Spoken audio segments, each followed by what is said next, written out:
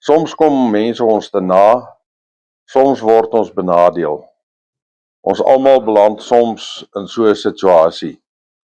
En dan is daar verskillende maniere hoe ons daarop reageer. Partykeer dan is ons verergd. Ander kere dan is ons ongelukkig daaroor. En partykeer dan is ons ongeskik omdat die druk gewoon partykeer net te veel raak. En ons almal beland soms in daardie situasie. En dan reageer ons soos wat ons eintlik nie is nie, wie ons nie is nie, wie ons nie wil wees nie. En dan moet 'n mens weer net by jouself kom, net weer jou perspektief reg kry. En waar kry 'n mens jou perspektief reg? Jy kry jou perspektief reg deur maar weer net na die Here toe te gaan.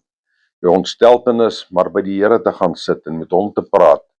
Psalm 37 help vir ons met die situasies waarin ons beland.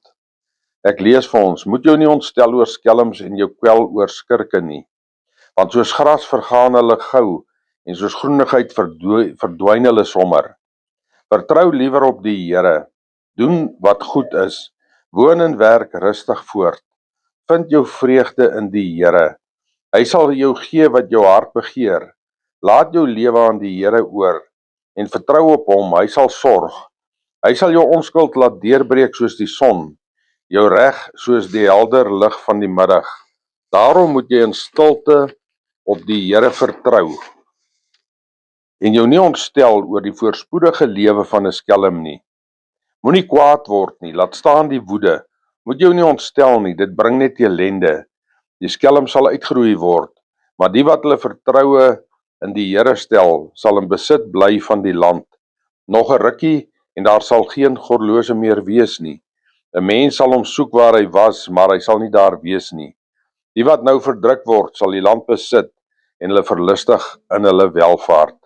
Die Here sê vir ons moet ons nie ontstel nie.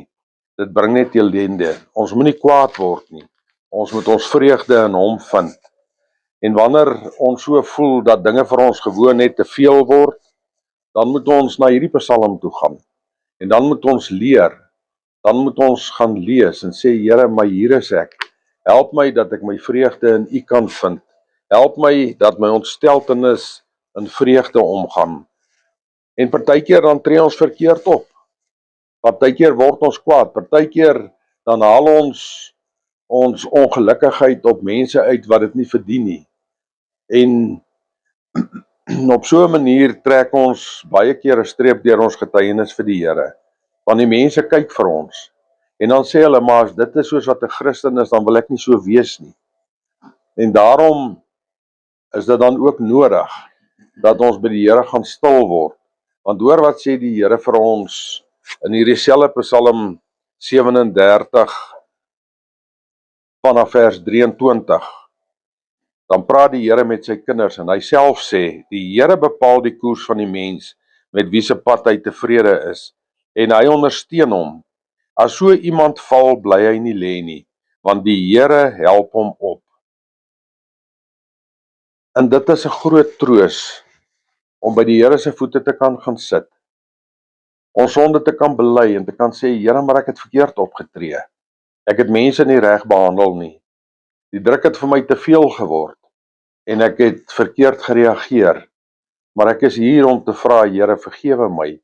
Ek is jammer oor dit wat ek gedoen het. En dan sê die Here, as sy kinders val, hy self help hulle op. En kom ons kom daarby, kom ons kom weer by die Here en ons vra vergifnis vir dit wat ons verkeerd doen. En kom ons hoor ook maar net uit hierdie gedeelte, dat ons nie so vinnig moet wees om gelowiges te veroordeel nie, om mense te veroordeel nie.